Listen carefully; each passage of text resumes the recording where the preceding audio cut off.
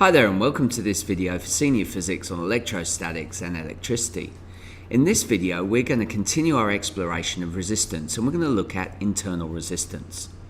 Now internal resistance basically talks about the type of complex chemical reactions which occur inside the battery, and it's a resistance which opposes the flow of current just like any normal resistor would do.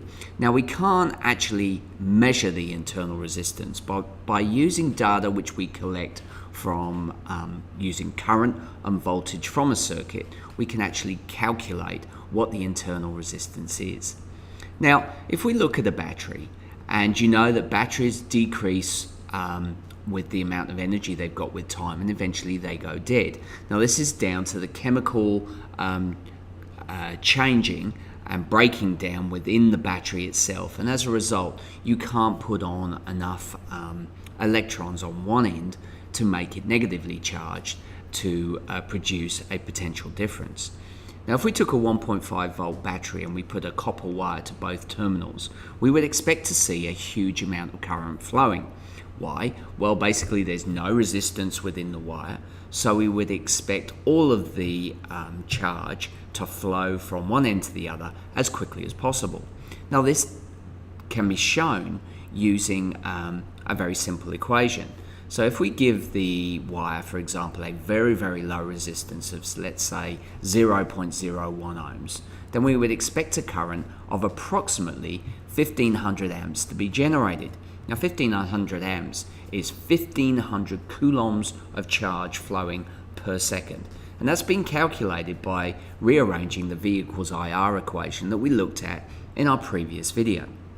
Now obviously, if you've ever taken a AA battery, a 1.5 volt battery, and put a wire to it, if you have 15 amps running through that, you would basically expect to get a lot of heat being generated because of the friction of the electrons moving through the atoms. Now this clearly doesn't happen. I mean, you can put your tongue on the end of the terminal, and you don't get a massive electric shock. Now why is that?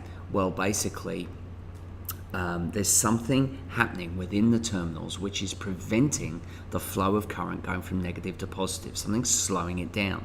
Now this is down to the internal resistance. Now the internal resistance is basically the battery opposing the flow of current. Now when we draw this in a circuit, we tend to put, we have the battery and we tend to put a resistor alongside it, and then we put the whole thing in the dotted line. And basically what it's trying to look at is the resistance within the battery is acting with the electromotive force or the push of the chemical itself. Now the thing is, what we've got inside the battery is a variable resistor, because what we tend to get is the push from the battery, from the chemical reaction, is going to decrease with time, which means that the internal resistance is actually going to act up in the opposite direction. I'll talk more about that in a second. So here we've got a diagram showing the internal resistance that you might get in a question, or it's how it's represented in the textbook. Now what you've got here is the battery, which can be seen by our normal battery symbol on the right hand side, and it's given a symbol epsilon. Now that epsilon basically talks about the electromotive force. This is the force necessary to push the electrons to one end of the battery, the negative terminal. Now the resistor part will act in the opposite direction. Now when a battery is acting at full capacity, we will get out, let's say a AA battery, you'll get out 1.5 volts of energy.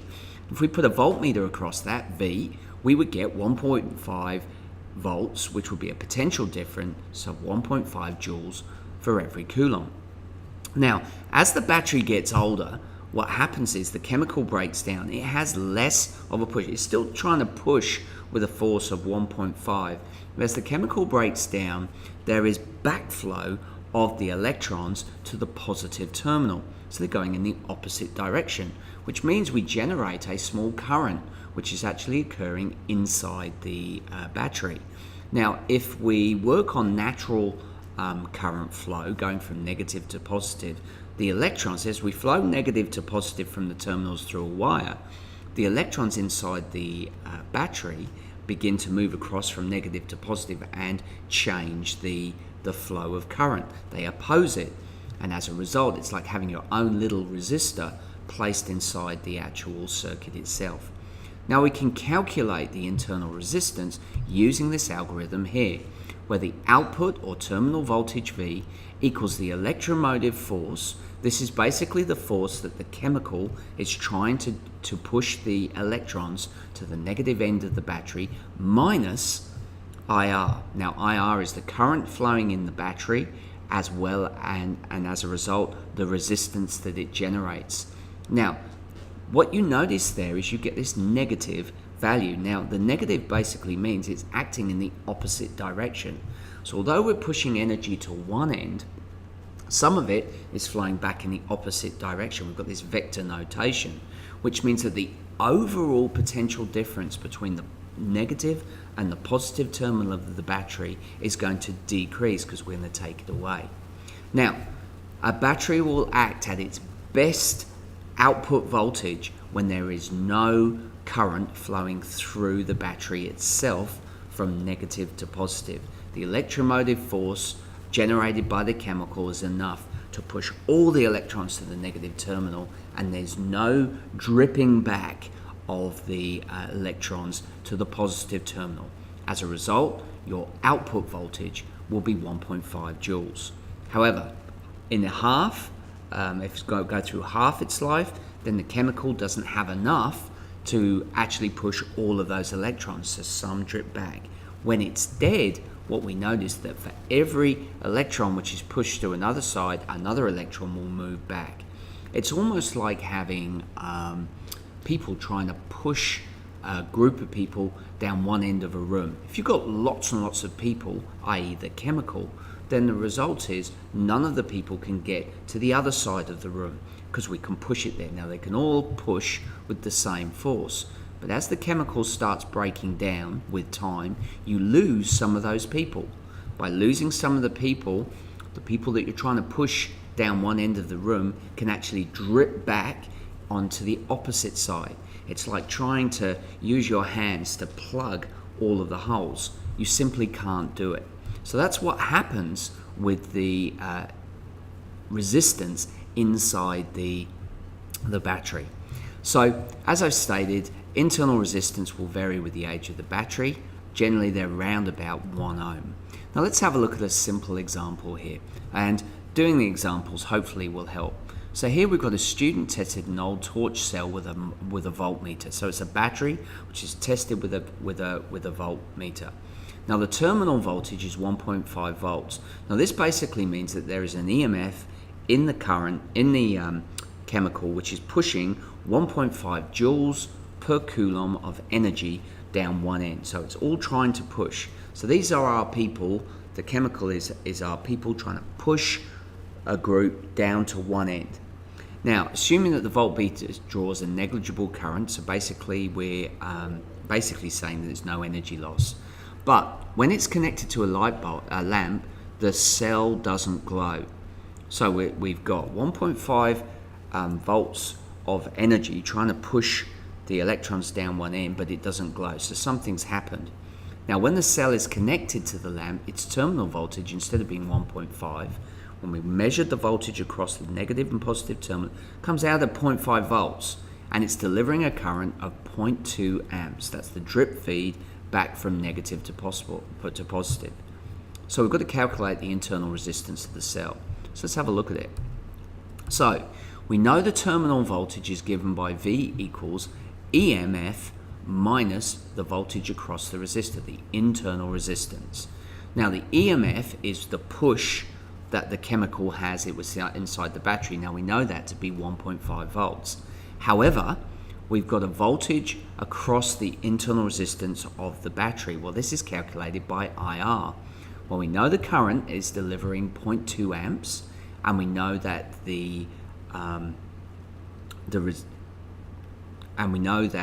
basically we've got 0.5 volts coming out of the actual battery. So what is causing that 1.5 volts EMF to be converted into 0.5 volts of energy. We've got to have lost some. So we can calculate R by substituting in. So we've got V equals epsilon minus I times R. We know that the V across the two terminals is 0.5 volts. We know that there's 1.5 joules of energy per coulomb trying to push the electrons down to the negative terminal, but we also know that we've got a backflow of 0.2 amps. So by rearranging the formula, we get 1.5 minus 0.5 volts divided by 0.2 amps, which gives us a resistance of 5 ohms. So basically what we're saying is, although we're trying to get it through a circuit, we've got a circuit of 0.2 amps, there is a backflow going back. Now if you think about it, the backflow, to get a continuous, because we're in series, is going to counteract it. So that's why we get that negative symbol which is utilized. Look, I hope it's that this has helped. It's quite a complicated area to deal with, but if you follow through with the actual algorithm and work your way through it, it sort of makes sense. We're losing energy from the battery due to the breakdown of the chemical, which means that as it gets older, we get more of a shove in the opposite direction, which opposes the normal current. Now, obviously, if the current is in series, it's going to slow it down, but the current across the whole circuit will be exactly the same. Okay, well, thank you for joining me, and I look forward to you joining me again when we'll look at series and parallel resistors. Okay, thanks for watching.